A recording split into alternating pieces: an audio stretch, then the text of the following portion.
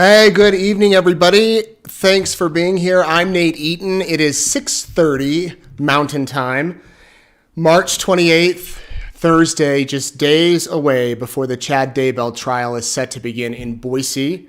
I'm starting to pack my bags and get ready to head out to Western Idaho, where this is happening. Thank you for tuning in. Please let us know where you're watching from.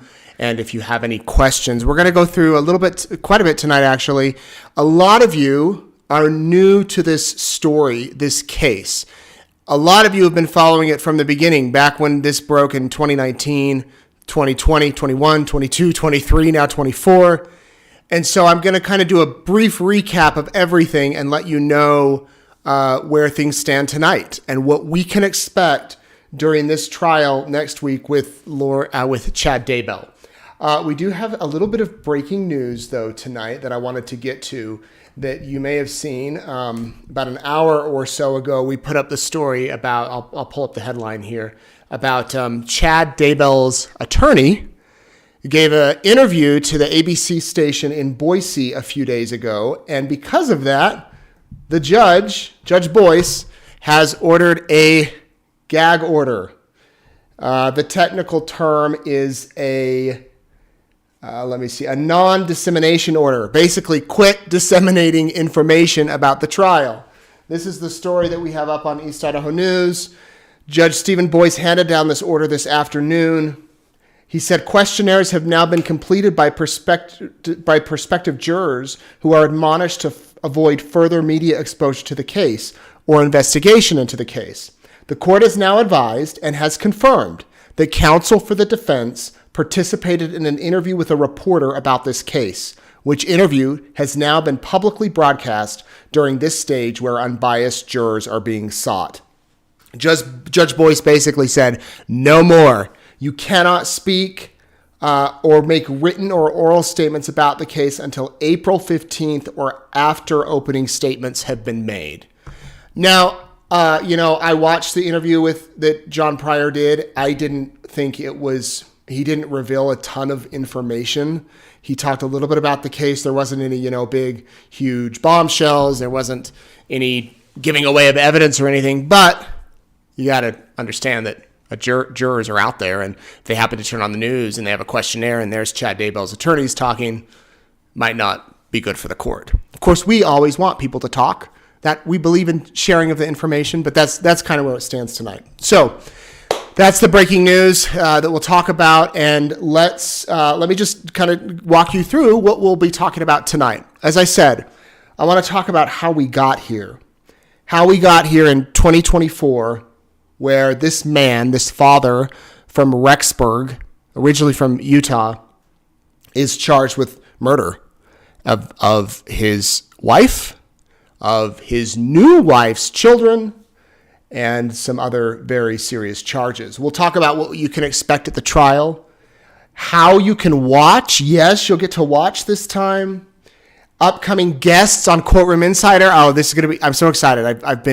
We have a lot of really cool guests coming up next week. You'll have to tune in. There's a lot of really great ones. Your questions answered. And then, as we always did with the Lori Vallow Courtroom Insider cases, I want to remember Tylee, JJ, and Tammy. That's the thing that, that's the sad part about why we're here. And so we'll talk about them. Let's backtrack to 2019. It was a December day. I'll move myself over there. I was out with some of my colleagues here at East Idaho News. We were doing a Secret Santa surprise for a family, and I got a call from my colleague, who's also named Nate Sunderland, called me and said, we just got a really weird news release from the Rexburg police about 2 missing kids. And I immediately said, well, post it. Get the news out. There's kids missing. He said, this is different. Like, something's weird here. The parents aren't cooperating. They sent out pictures of the kids. So this is the story that went up. The very first story on East Idaho News: police searching for Rexburg children believed to be in serious danger. Again, it was December 19, 2019. Over the next 3 or 4 hours, and I was calling all sorts of sources, everybody that I could think of to get information. And I learned a lot about this case. Well, I say I learned a lot. I learned maybe a tenth or a fifth of what we actually know now. You remember Eric Grossarth, my colleague? He was interning with us. He was researching like crazy all hours of the night. The next day was a Saturday. Now, normally police don't put out information on Saturday unless it's critical, urgent, vital, something like that. I got a call from the police department while I was at home, and they said, we're about to send out a release about the missing kids' parents and photos. And this was Lori and Chad. First time we had seen photos publicly, I guess, of Lori and Chad Daybell. And they're saying the Rexburg Police Department released photos Saturday afternoon of the mother and stepfather of 2 children who have been missing and are believed to be in serious danger. This is a few days before Christmas. And suddenly, we're getting bombarded with messages to East Idaho News, to my Facebook, calls of people saying, look into Lori Vallow's 4th husband, his death, Charles Vallow. Look into Chad Daybell, the death of his wife. And as we looked into that, I realized that in October, a few days after Tammy died, a friend of mine who lives in Rexburg messaged me and said, have you heard anything about Tammy Daybell's death, the librarian? And of course we didn't. I checked and saw her obituary, but it appeared she, died of natural causes. So I didn't think anything of it. But here we were several months later and it clicked like, oh, wow, that's the Tammy Daybell that they were talking about. And Christmas time came. And the next few days, there was really not a lot of new news. The police weren't giving it any new news. It was kind of eerily quiet. The new year came, January of 2020, and I said, we gotta keep this story alive. Our team did, not just me, but our team. So I called the sheriff in Fremont County, Sheriff Humphreys. I said, is there any way I can come up and do an interview with you on camera? And he said, sure. I want to show this to you tonight. This was the very first video story I did about this case. And it's crazy for me to look back and watch this and see how much things have changed now. What we know now that we obviously didn't know then, and how many questions we had. So take a listen to this story. This was January 2020, I think January 4th or 5th. Hurt and frustrated and confused I am about what's going on. Lori Daybell's son making a plea to his mother, telling her to reveal the location of his sister Tylee and brother JJ. You have the power to end this. You have an opportunity to put this all to rest. Colby Ryan's plea comes days after investigators searched Chad Daybell's home, retrieving 43 items, including computers, electronic devices, journals, cell phones, and personal things. Was there anything like hair or body fluids? There were samples of various things taken that will be sent off to labs for further analysis. And what was the purpose of the search? We're trying to clarify things, figure out what it was that possibly might have happened there. Investigators say they're no closer to knowing where 17-year-old Tylee and 7-year-old JJ are. They've been missing since September, and Lori and Chad aren't talking. There is a lot of concern for the safety of the kids. And, the information that is coming out of Arizona, reference to deaths of multiple people, is concerning. Fremont County Sheriff Len Humphreys referring to the death of Lori's former husband. Charles Vallow was shot and killed in July while picking up JJ from Lori in Chandler, Arizona. Police said he was shot in self-defense, and the man who pulled the trigger, Lori's brother, Alex Cox, who died a month ago. The cause of his death has not been released. Tylee's dad, Joseph Ryan, passed away of an apparent heart attack in 2018. He had been divorced from Lori for some time. time.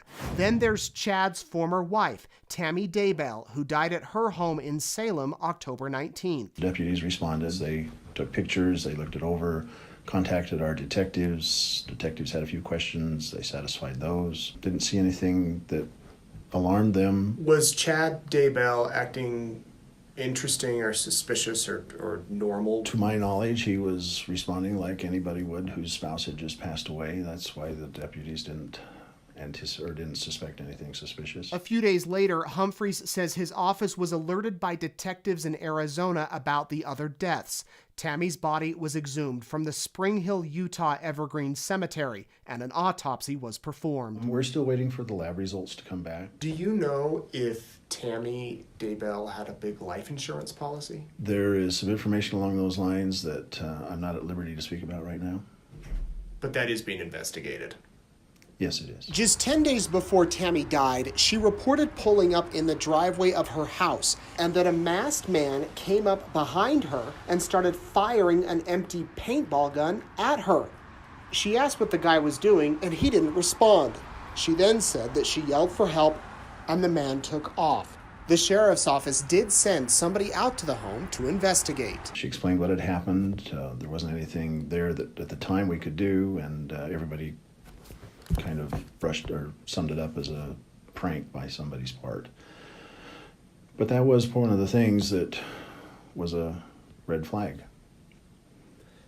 Do you think it was tied to her death? We would like to know. Have you been able to interview Chad about the death of his wife? No.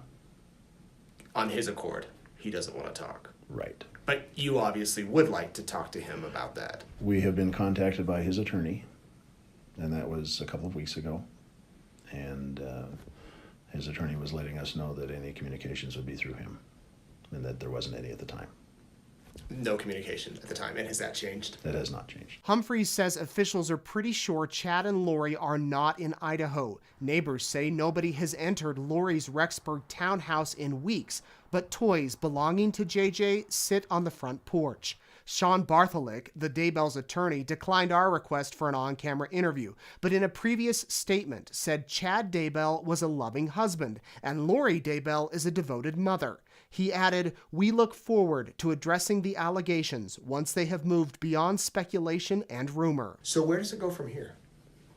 We still are working on evidence and finishing our investigation. You know, we have processed a number of search warrants. We are seeking additional subpoenas. And any idea what happened with the two children? That's what everybody wants to know. It is what everyone wants to know, and certainly we're all concerned for their safety. If they would let us know where they're at, let somebody know where they're at, I don't think it'd be very difficult to prove their safety if they're okay. And investigators, along with Lori's son, are holding out hope for the best. I'm so hurt. I'm so hurt by all of this. Can't tell you how many people are hurt by this. In Fremont County, I'm Nate Eaton, EastIdahoNews.com. Okay, so it's kind of surreal for me, honestly, to watch that. Thinking back that they're in front of the house, the kids were right there in that yard behind that home and had been there when I was standing there 3 months, maybe 4 months. And Chad and Lori were in Hawaii at the time. And we knew that, kind of. Someone sent us a tip. Maybe one of you watching, I don't know.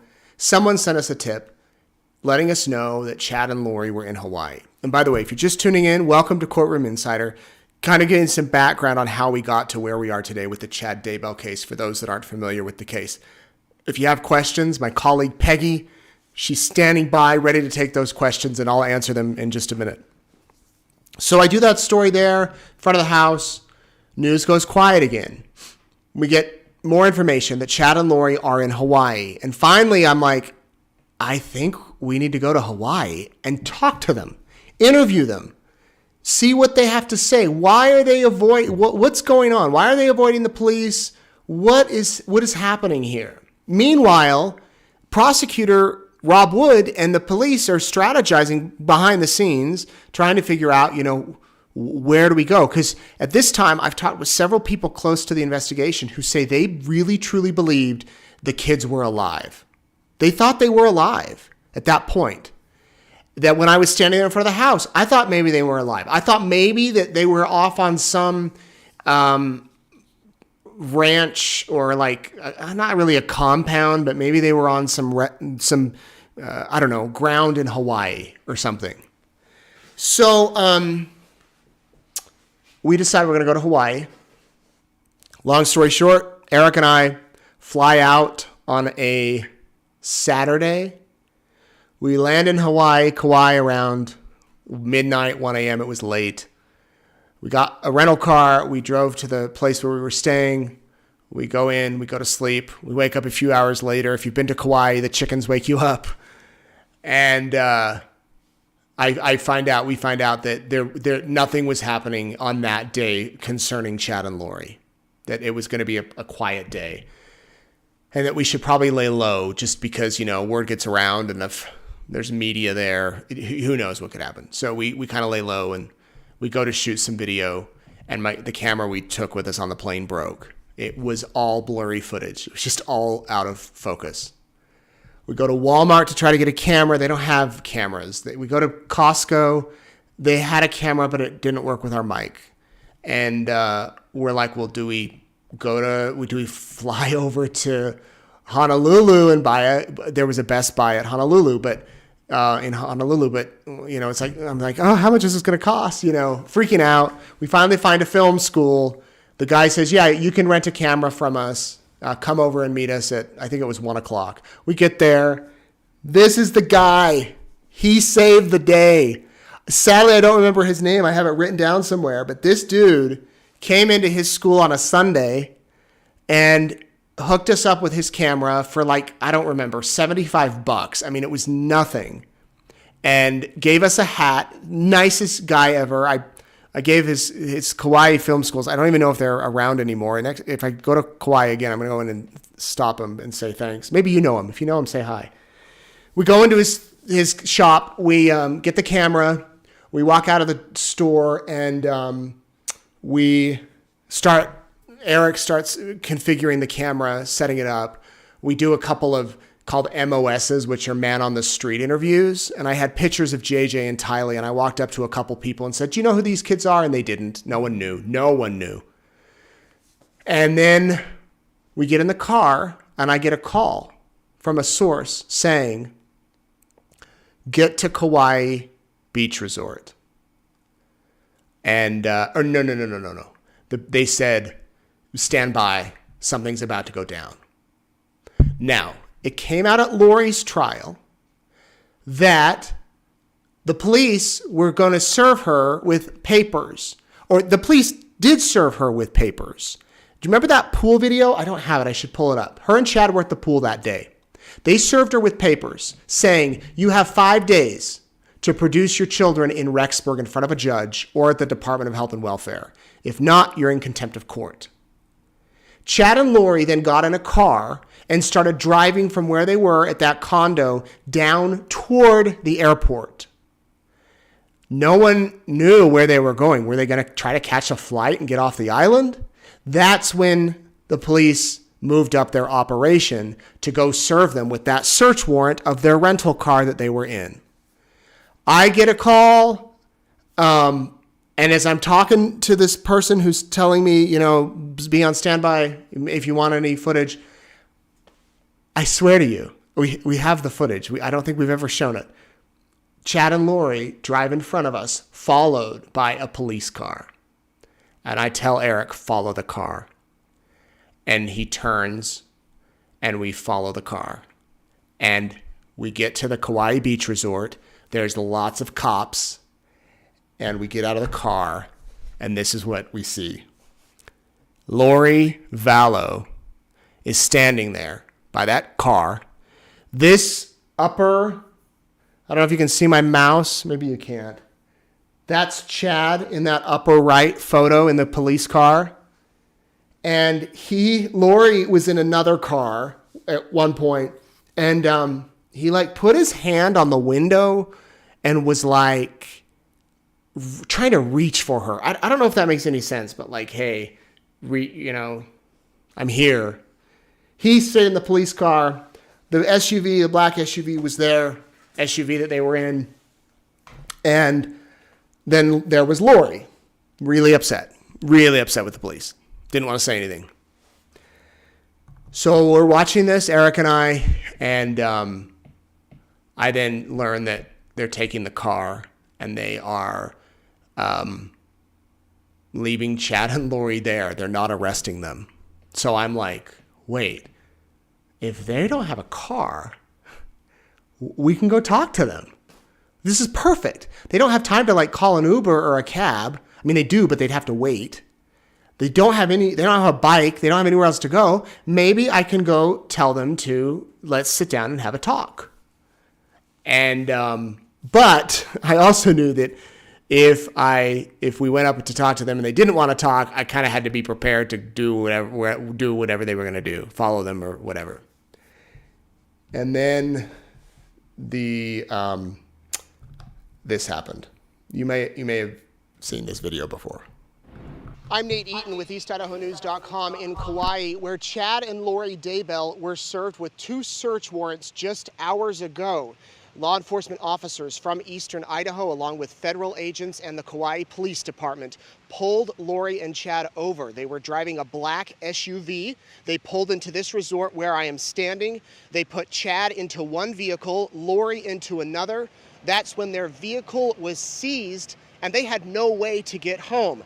We had a chance to ask them so many questions that need answers. Lori, Nate Eaton with East Idaho News. Can you tell me where your kids are?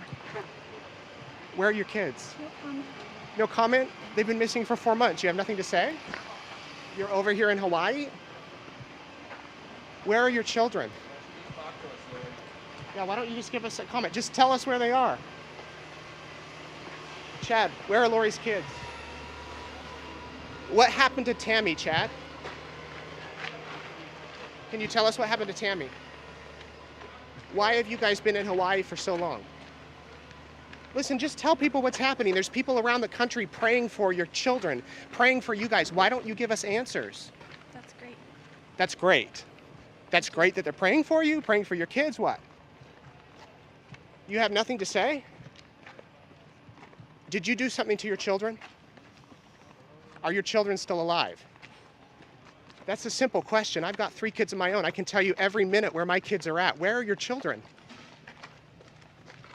What do you guys plan to do now? You have 5 days to get your children in front of a judge in Rexburg, then what? Are you guys innocent of any crimes? Have you committed any crimes? Chad, you guys have a lot to say on your podcast. You don't have anything to say now? Lori? Do you believe that you were instructed by God or others to do something for your children? If you could give a message to them, what would you say? Listen, if you just talk to us, we'll leave you alone. The family's worried. Tammy's family's very worried. Tammy's family's very worried. Lori, your mother, Kay, came out. Kay and Larry, they're offering a $20,000 reward for your children. And you're over here on the beach? This is your chance to tell your story. Nothing you want to say? One last chance right here? Anything you want to say to the people in Idaho?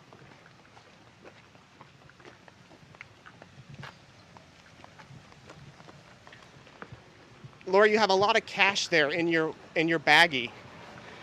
Were you guys planning to leave Hawaii? Were you planning to take off? And with that, Chad and Lori darted into this resort, and they still have not come out. Now, police have not said what they are searching for in that SUV or in their home, but one thing that was not found is Lori's children. JJ and Tylee are still missing. Tomorrow, we will have much more from Hawaii. For now, I'm Nate Eaton reporting for EastIdahoNews.com. Okay, so a couple things. Big props to Eric Grossarth, who was holding that camera, walking backwards for 3 or 4 minutes. If you've ever tried to do that with, by the way, a camera he had never used before. one of the first things I told them once Chad and Lori walked into that hotel, I said, were you recording? Because could you imagine if it wasn't recording? Dateline was also with us, so they had backup cameras. Kudos to Eric for maintaining that shot. And I remember a friend messaging me like, man, you've gone all TMZ. Good job. That wasn't the goal. A lot of people asked me, did I plan those questions? The only question I had planned was, where are your kids? And then someone there on the scene said to me, it's interesting that they're on the beach while their kids are missing. I wonder why. And I thought, that's a good question to ask. I'm glad that I didn't know beforehand that that's how things were going to play out. I would have been nervous. I would have stumbled. I had no clue. And in a way, sometimes it's best to, think on your feet. And that's exactly what happened. So the 5 days came and went. Lori never produced the kids. Lori was arrested. She was brought back to Idaho. She was booked in the jail. Chad was not arrested, though. If you remember, Chad flew back on his own. He was in the courtroom that day that Lori was her first court appearance. And if you were there, comment below, by the way, if you were there. That day is a day I will never forget. It was right before COVID lockdowns went into effect. There were people all over that courthouse. They started lining up at, 6, 7, 8 o'clock in the morning. Janice Summers, she'll know, she was like first in line with a shirt that said, "Where are the kids?" And it was just people everywhere. Keith Morrison arrived from Dateline, and it was like Bono had walked in the building, or Oprah. I mean, he was swarmed, as anyone should, because Keith is so much cooler than Bono and Oprah. And then Chad lived his life. Lori was in jail. Chad wasn't. She was in jail for not producing the kids. And she was booked in March of 2020. So Chad is walking around Rexburg. And many of you, we love the reporters that you all are, would send us photos of Chad. He bought a car. He bought a new car at a dealership. Someone called and told us he was there. Someone got him on a photo at Costa Vida getting a Mexican dish. He was living his life, living at the house where the kids were buried 50 feet out of his back door, or 100 feet. Living in the house where his wife had died. Living his life, calling Lori every day, chatting. Then June 9th came. I'll always remember the date. It was the day after my daughter Emmy had her birthday. And my parents, it was COVID, and my parents drove up, and we were able to see them for the first time in months, and it was summer, and it was just such a beautiful birthday. It was so nice. Went to bed, woke up early to go on a run. It was a beautiful summer morning, and I'm on this run, and I get a text from a friend who lives in Rexburg, and she says there's cops all over surrounding Chad Daybell's house. Call the sheriff. He says, I can't tell you much, Nate, but this is a little different, and you're not going to be able to get up close to the house.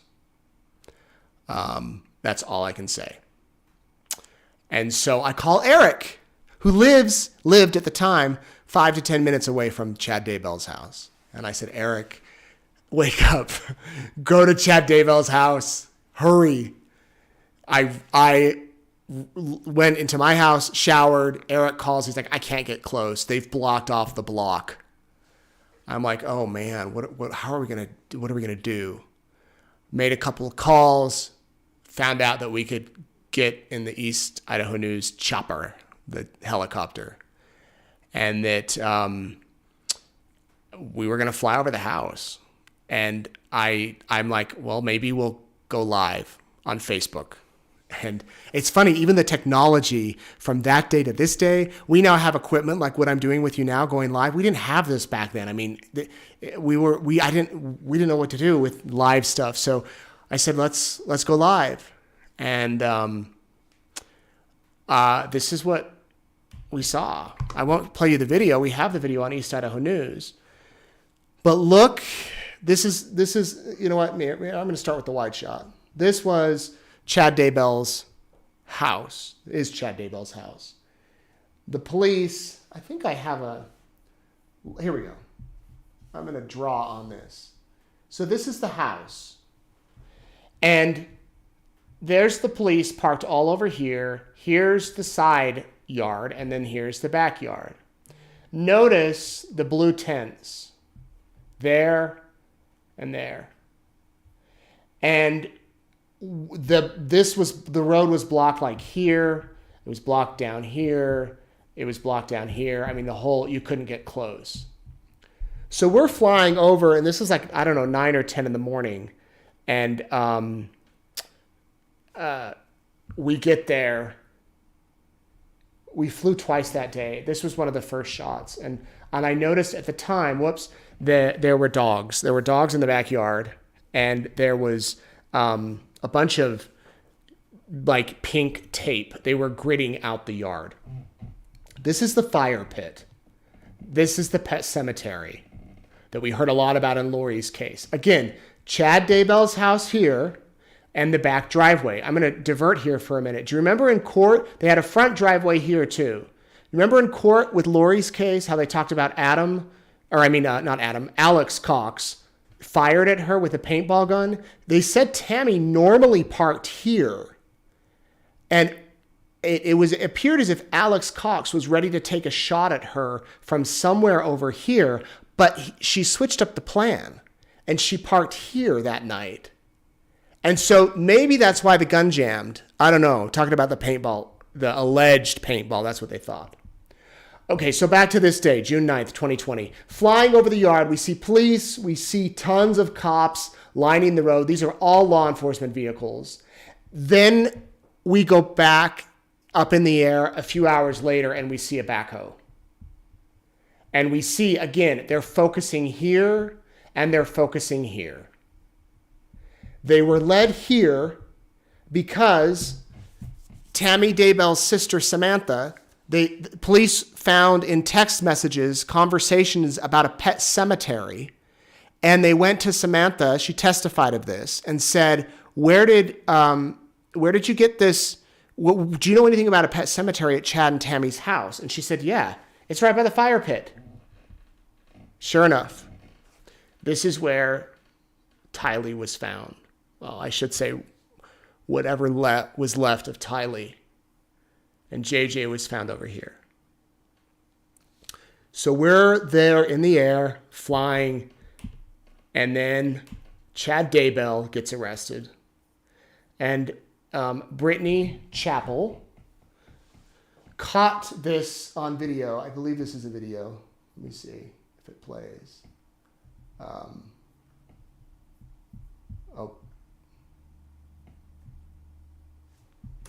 Well, there we go. There's no sound. I turned down the sound. She was driving down the road and... Oh, whoops. Missed it. Let me play it one more time. She's driving down the road and she sends this to our newsroom, and there really quick in a gray polo is Chad Daybell in cuffs. Chad Daybell was under arrest.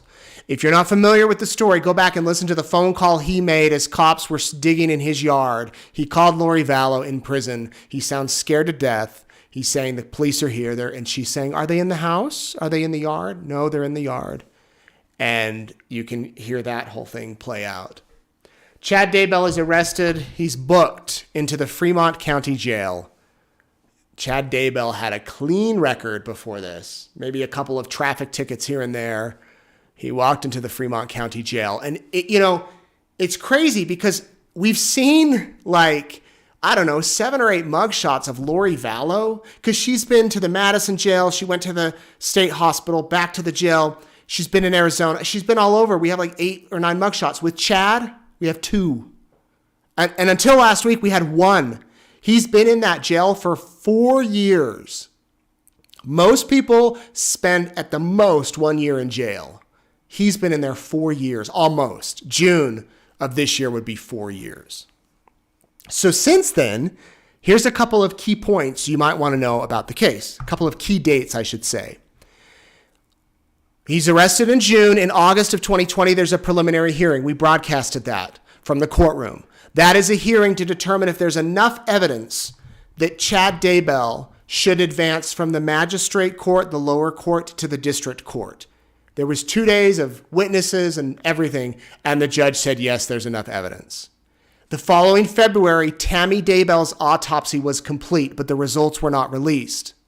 In August of 2021, death penalty was filed by the prosecutors. The next month, the kids went on national television and said that Chad was framed and that that their mother, Tammy, died from asphyxiation. The police had not released it at that point. We've since learned that that is true. That's what they testified in court. Somehow, Tammy was asphyxiated. The next month, in October of 21, the trial was moved from Fremont County to Ada County. The following March, the trials were severed. Lori and Chad were supposed to be tried together. Lori refused to waive her right to a speedy trial. And because of that, hers was a death penalty case, but their team, the mitigation team, the experts, couldn't get enough. They didn't have enough time to complete everything they needed. So the judge said, I'm going to split the case. Hers will go, but we'll take death penalty off the table. In May, Lori Vallow was found guilty. Did you watch? Were you there that day? Let me know what you thought when that verdict came out. I was getting my haircut today, and the lady cutting my hair said she was at the doctor's office, and when the verdict came down, and everyone was listening to it. She's like, they were glued to their phones. I'll never forget that day, ever. July 31st of 2021, Lori was sentenced to life in prison, and then I believe that says January 12th of 2024, John Pryor asked to withdraw as Chad's attorney, and the judge said, no way, you are on this case. Those are kind of the key dates. A lot was happening in Lori's case. There were other hearings here and there, but those are kind of the key dates. And I mentioned those mugshots. Well, as of last week, Chad Daybell was booked into the Ada County Jail. And that is where he is and where he will be until the trial is over. And when the trial's over, he will go to the Idaho Department of Correction. Take a look at this mug compared to that one. It appears to me he's lost weight. His face looks a little thinner. His hair's a little much grayer. He's aged in jail. He's aged. Chad Daybell is facing 3 counts of first-degree murder for the death of his wife, Tammy Daybell, and for 2 children, J.J. Vallow and Tylee Ryan. He's facing 3 counts of conspiracy to commit murder for Tammy, J.J., and Tylee. He's facing a count of grand theft felony and insurance fraud felony. Right before Tammy died, he went and took her insurance policy at the local school from the minimum amount to the maximum amount. And those are the charges he is facing. It is a death penalty case. And because of that, this trial will be different than Lori's. And over the coming days, starting Sunday night, I'm going to go through and have experts on to talk about how this trial will be different. Now, so many people have said, how long is this trial going to last? We know from what they've said in court, it'll last likely between 8 to 10 weeks, maybe 6 to 10 weeks. Here is my best guess at dates. Total me just guessing. Please don't hold me to this because anything could change. But what I'm thinking, jury selection starts the 1st, Monday. Opening statements could start as early as the 8th, the following Monday. Jury selection for Lori's trial took about 5 days. And then the trial started. Because it's a death penalty case, there's much more questions about that, but it could happen on the 8th, or it could happen anytime that week or the following Monday on the 15th. The prosecutor will then take 4 to 5 weeks. They took about 4 weeks in Lori's case. The difference here compared to Lori's case, Lori's defense didn't present anything. They didn't have a defense.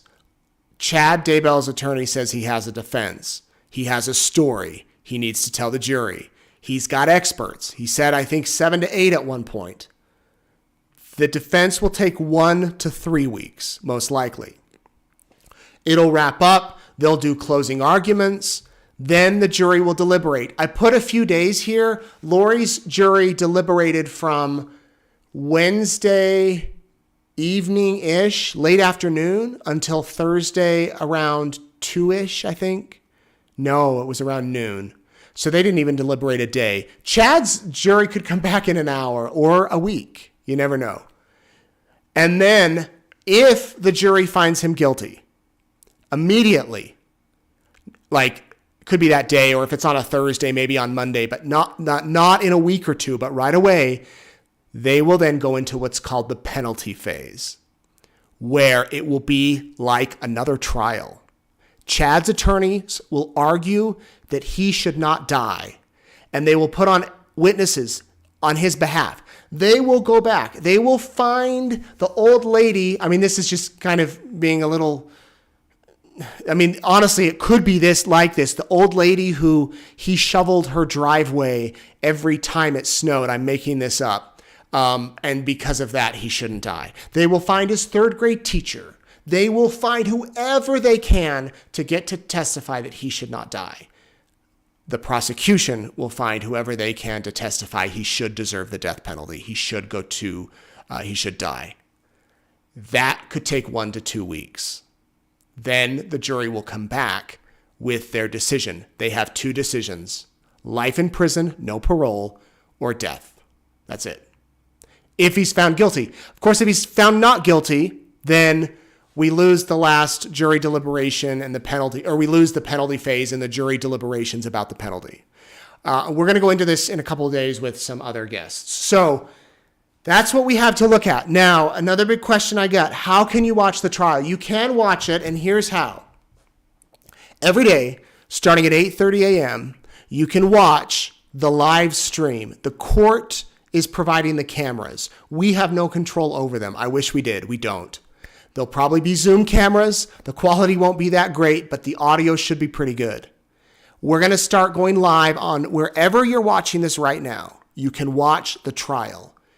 But I would suggest go to eastidahonews.com or our YouTube channel. Be sure that you hit subscribe, because that will alert you when we're live. But just know in your head it's 8:15 a.m. on Mountain Time, and you can stick with us all day long. We'll be live.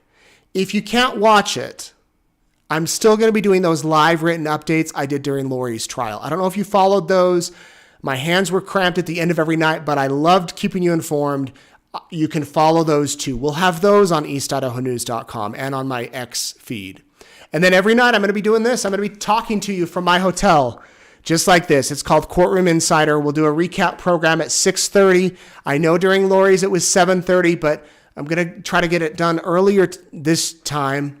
So 6:30, and then we have a comprehensive video library at eastidahonews.com that you can check out all the footage from the past 4 years that you can go on, you can read, you can watch, you can do that. So those are the ways that you can keep informed during the trial for the next 7, 8, 9 weeks. As I said, if you've got questions, my good friend Peggy is taking those questions and she's going to send them to me. I want to get to your questions in a minute, but I want to show you who we have coming up over the next week. I hope you'll tune in. I'm really excited for this lineup. On Sunday night, we will have the juror, one of the jurors, Tom Evans. He served on the jury and he's written a book. Monday, we will have John Thomas, Lori Vallow's attorney. He's not talking about that case per se. He's talking about the death penalty, what you need to know. Sat down with John today, taped the conversation. Really informative stuff. Tuesday, look who it is. Keith Morrison from Dateline. He's coming on. He's going to share his thoughts about the trial, and he wants to hear from you.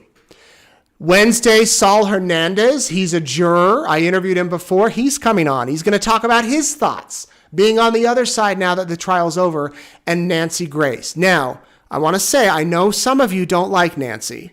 I know some of you love Nancy. She definitely has her lovers and she has her haters. I have never interviewed Nancy on Courtroom Insider. She's coming on. She's going to share her thoughts about the trial. Then the next day, on Thursday night, Vinny Politan from Court TV. Vinny is smart. Vinny is nice. He has some really interesting insight on this case. I went to talk to him yesterday for 10 minutes. We talked for 30 minutes about this case. I'm going to play you the whole thing. You're going to see it all. So please, next week, we've got former jurors. We've got a death penalty attorney, John Thomas. It's the first time he's done an interview about Lori, about the case. And it's not really about the case, I want to say about Lori, because he still has to be careful about that, but we do discuss it.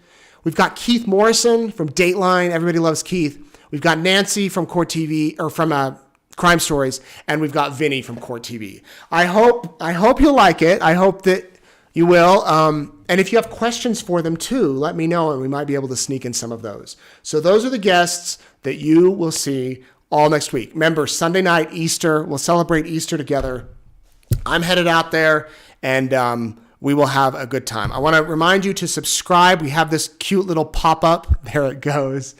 Where you can subscribe to East Idaho News on our YouTube channel, and then you hit the bell, and that should keep you informed. And if you want to donate to eastidahonews.com, you can support local journalism. We are a locally run newsroom, and we try to do stuff like this to keep you informed as the public. There's a link right there that you can see. Okay, I think we're ready for questions.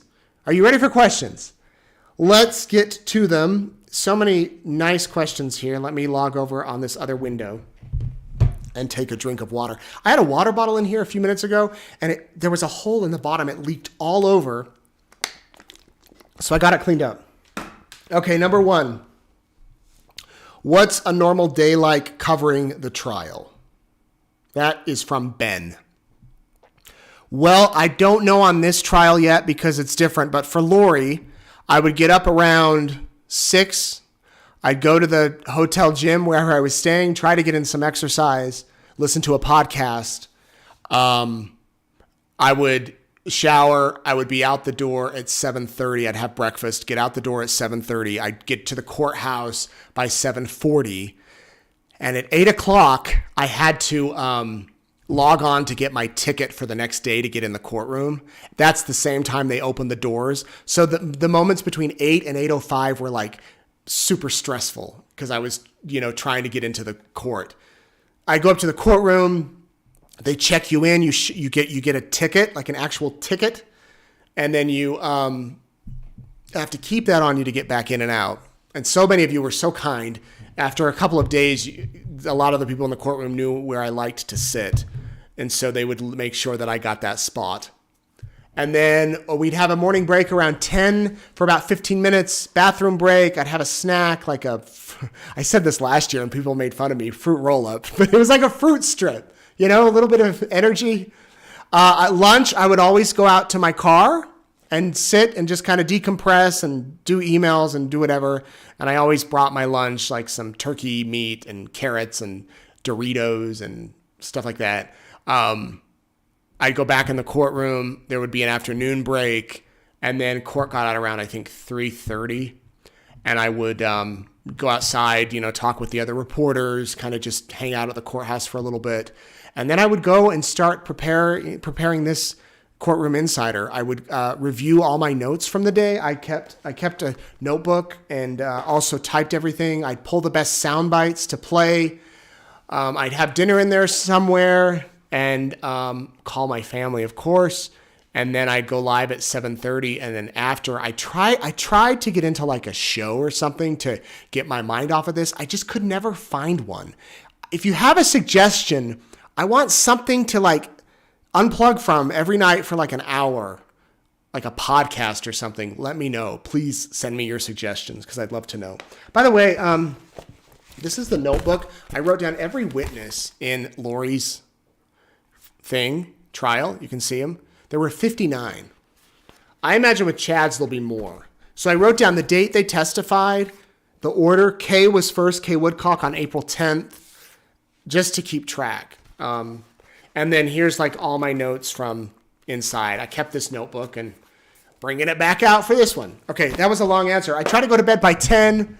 and do it all again the next day. How do we get tickets to the trial? Well, if you're in Boise, what you need to do is the day before you want to go, the business day before you want to go onto the Ada County website and click on Get Tickets, and they open the tickets at 8:30 a.m. And you can reserve your seat. Well, you can make a request for a ticket. Then they'll email you back, let you know if you got the ticket, and then you show up the next day and you show that. You have to do that every day you want to go. There's no overflow room this year. Last year there was an overflow room, not this year. You want to watch it? Watch it on your phone. That's what they're saying. What happens during breaks? Well, I think you mean like in the courtroom. The attorneys go to the restroom. They chat. Lori Vallow, if she needed to go to the bathroom, they'd walk her out. Often she just sat at her table. I might walk over and say hello to the attorneys or whatever, go talk to the police for a little bit. Most of the times you cleared the courtroom, and then the jurors would go have a snack or whatever. You had to leave during lunch. They shut the courtroom, but that's kind of what happened. I'll tell you, some of the most interesting moments happen during those breaks. You get to observe what's going on in there. What if you see a juror outside of the courtroom? Can you talk to them? No. I mean, you could, but I'm not going to. No way. They keep the jurors. I never saw a juror outside of the courtroom. They kept them separate from us. They would close off the hallway if the jurors were crossing. They did not want the media anywhere near those jurors, and we have a responsibility not to do that. One of the networks followed, in another case, not this case, a freelancer followed a juror or the jury van or something, and the network got banned from the courtroom. It's serious stuff. So if I see a juror, normally I like to say hi to people. I'm going to turn the other way and run away. Are you eating Smarties again during the trial? You got good memory. I had Smarties was my afternoon snack last year, and many of you sent Smarties, even Canadian Smarties. God bless you. I don't think I've had any Smarties since the trial last year. I go through weird candy phases. Maybe I will. I don't know. I'll let you know what my candy of preference is. Have you reached out to Chad in jail? Good question, Danica. I tried when he was booked in Fremont, but I was told there was only a specific list of people who he was accepting letters and calls from, and that if I was not on that list, it would get rejected. So I did not, but I have not while he's been in Ada. I should. I don't think he'll talk to me, but I don't know.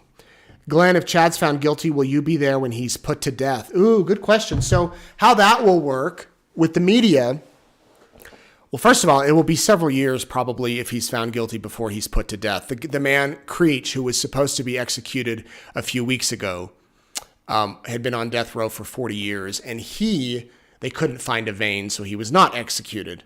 And how it works is the prison will allow 3, maybe 4 media witnesses to witness the execution. And if you want to apply for that, you can. And then it's done at a lottery type system.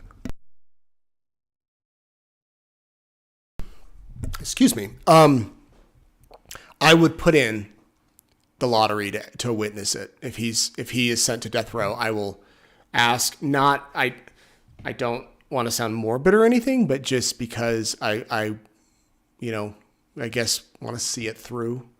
Some reporters might not do it, but I would. I covered the execution of the DC sniper in Virginia. I did not witness it, but I covered it, and I spoke with the reporters who witnessed it. And it's kind of a surreal thing, I guess you could say. Okay, Amy, what are the aggravating factors that will determine if found guilty if jury gives him life in prison or the death penalty? So good question, Amy. We're going to get into that more with John Thomas next week, but there has to be aggravating factors for death penalty to be considered. On top of the evidence and what's proven, there has to be aggravating stuff, such as the murder was done in an extremely heinous way. More than one person was killed. The defendant showed no respect for life. Things like that. There's a whole list of them in Idaho law. Already, one of the aggravating factors has been met because more than one person was killed if he's found guilty. So proving the aggravating factors shouldn't be much of a problem for them. There just has to be an aggravating factor. If somehow a defense attorney is representing someone for death penalty and there's not any aggravating factor, then the prosecutor likely would not pursue the death penalty. So, but tune in because that's a great question, and we'll talk more about that with John. Amanda, do Chad's kids still believe he is innocent? I have not spoken with Chad's kids in quite some time.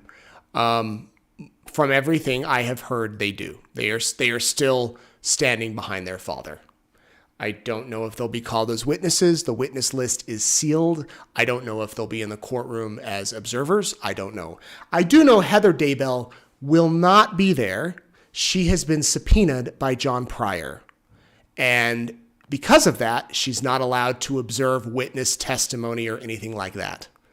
And I spoke with her, or we texted today, and she was fine with me, letting you know that's why she's not there. But I know that Heather Daybell has been subpoenaed. Does that mean she'll be a witness? Who knows? Interestingly enough, Heather and I were subpoenaed together the same day years ago by John Pryor. And we fought and mine was dropped, but hers hasn't been. I thought this thing started on April 1st, says Karen, but they don't have a jury yet. Help explain this. Jury selection starts April 1st. What they're doing this week, Karen, is they sent out questionnaires to, I don't know how many people, we'll say like 2,000. These people are coming in, filling out these questionnaires. Then the attorneys go through the questionnaires, and if they think, oh, this could be a good potential juror, flag it, set it aside. Then next week, we'll call them back in groups, and we'll choose the jury. So once they choose the jury, then it will start. So technically, the trial doesn't start Monday, but jury selection for the trial does. How many alternate jurors are there this time around? I don't know, Vicky. The judge has not said, well, maybe the judge has said, I just don't recall. I imagine he'll do the same, though. There were 12 jurors last time and 6 alternate jurors. Linda, how exactly do I get your written nightly updates? Okay, Linda, good question. I'll show that graphic again right there. Oh, go to eastidahonews.com. Here, I can show you. I'll pull up our website, and this can help you. My computer is saying, it's asking me if I want to save all those doodles that I did on the drawing, and I don't, unless you guys want them. If you go to eastidahonews.com, on our website, we have a special Daybell section that you can pull from right here. This is on our main page, and it should be on our mobile. And this is all of our stories. If you click here on Digest, look, it's Courtroom Insider from back last year. This is where we'll be posting the written updates. So go there. This is where we'll have video. This is where we'll have all the stuff. If you really want to keep it simple, you can click here, get the latest in your inbox, and click that Daybell Digest, type in your email, and we'll send it straight to your email every night. So I know there's a lot of places.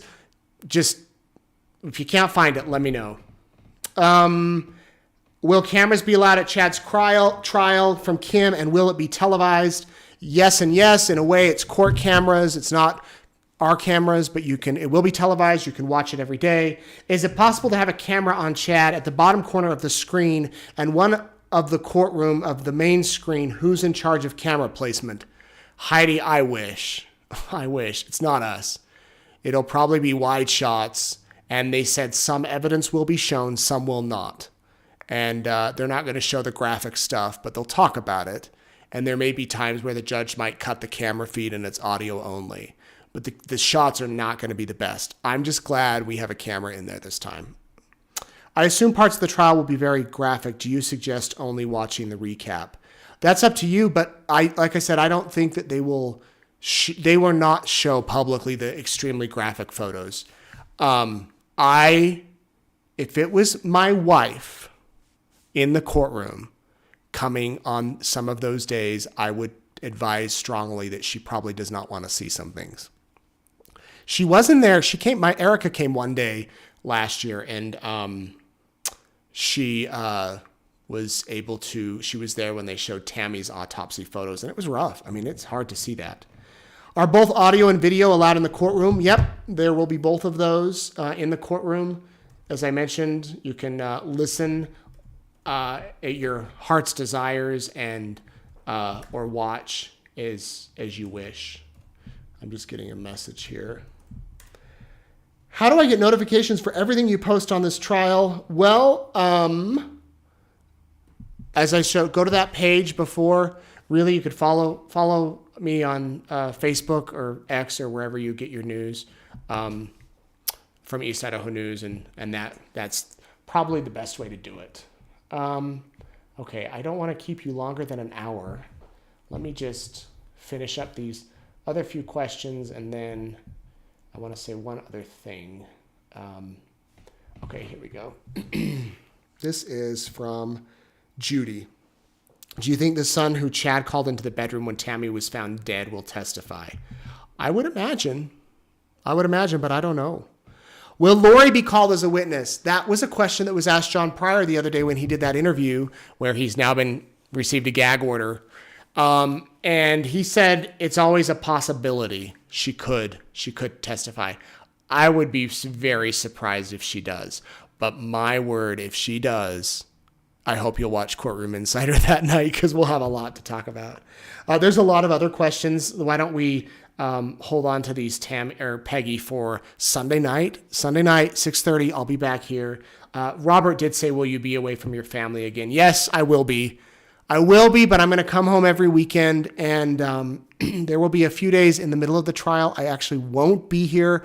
My best friend is getting married in overseas, and we're going to the wedding. I'm not going to miss his wedding. So we will still do the written updates. It won't be me. We'll still broadcast. We just won't do Courtroom Insider. But when I come back, I'll be back. I'll let you know about that as it gets closer.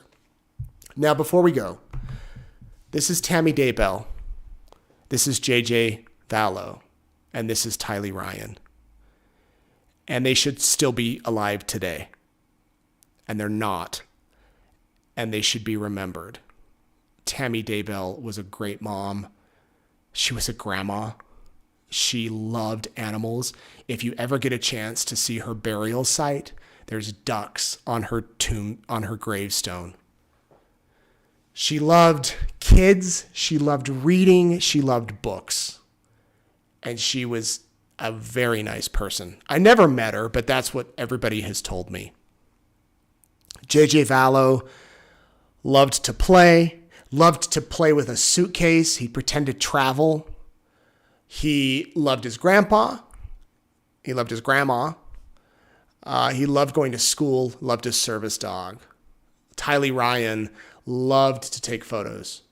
I've seen some of her beautiful work. I shared some of it last year. I'll share it again this year. She was so good. She was so talented. She loved Hawaii. She had a beautiful singing voice. One of a memory I heard one of her friends share is one day when they were in Arizona, it started to rain, and it rarely rained where they were. And they went out and they just ran around in the rain. They just loved to play together. And Tylee and JJ and Tammy, we won't forget them during this show, during Courtroom Insider. Every night I'm going to talk about them, one of them at least, and we'll rotate through. And if you have stories, if you know Tammy, knew Tammy, JJ, Tylee, you want to share anything, you can email me. You can contact me directly, and you can, here's how you do that. Send them to me privately if you want to remain anonymous. But I'd love to see the photos that you might have or anything that you might have to help remember Tammy and JJ and Tylee. And that way we can talk about more than just Chad and Lori. I am losing my voice. I got to get used to this. I got to talk for an hour every night for the next month. But thank you all so much for watching. Again, you can follow me. I just showed you all the things. Hopefully this went through. Everything went great. Big thanks to Jordan. He's in the back room making sure I worked all this equipment. Be sure to subscribe to the eastidahonews.com YouTube channel if you want to get the updates on that. Excuse me.